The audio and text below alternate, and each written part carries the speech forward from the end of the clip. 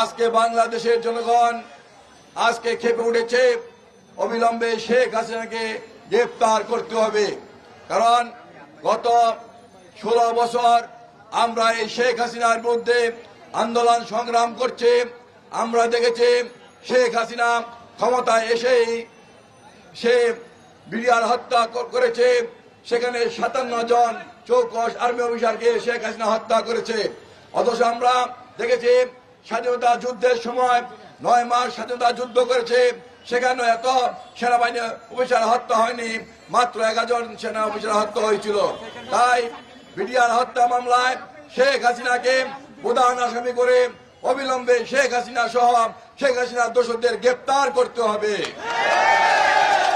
গত মাসের 15 তারিখ থেকে ছাত্র জনতা প্রায় 2000 এর অধিক ছাত্র জনতাকে এই